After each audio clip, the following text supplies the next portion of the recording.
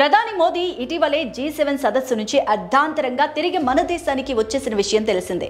అంతేకాదు ఆయన బీహార్కు వెళ్లి అక్కడి నుంచి ఒడిశాకు వచ్చారు. అయితే ఒడిశాలో బీజేపీ ప్రభుత్వం ఏర్పడి ఏడాది పూర్తయింది. ఈ క్రమంలోనే మోదీ ఒడిశాలో 18,600 కోట్ల విలువైన 105 ప్రాజెక్టులను ప్రారంభించారు. ఒడిశాకు కేంద్రం అన్ని విధాలుగా అండగా ఉంటుందని చెప్పారు. ఈ క్రమంలోనే ఏర్పాటు చేసిన బహిరంగ సభలో మోదీ కూడా మాట్లాడారు.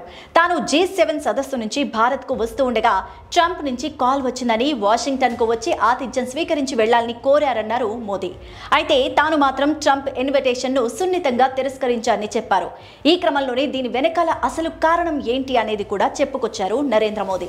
తనకు ఒడిశా జగన్నాథుడు కొలువైన రాష్ట్రంలో పలు డెవలప్మెంట్స్ పనులు చేయాలని ఆ దేవుడు నాకు బాధ్యతలు అప్పగించారు.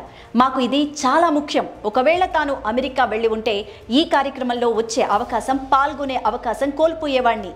అందుకు ట్రంప్ కన్నా కూడా జగన్నాథుడు, నా ప్రజలు, నా దేశమే ముఖ్యమంటూ మోదీ చెప్పుకొచ్చారు. అదేవిధంగా ఒడిశా ప్రజలు ఎన్నో ఏళ్లుగా ఎదురుచూస్తున్న పూరి రహస్యరత్న భాండాగారం సైతం తెరిచి ఒడిశా ప్రజల కోరికల్ని నెరవేర్చామన్నారు. ఈ క్రమంలో ఈ విషయాన్ని మోదీ బయటకు చెప్పడం ప్రస్తుతం వార్తల్లో నిలిచి వైరల్ గా మారింది. మరోవైపు ఇటీవలే మోదీ ట్రంప్ కు పంచుల మీద పంచులు ఇస్తున్నారని దీన్ని బట్టి మనకు తెలుస్తోంది.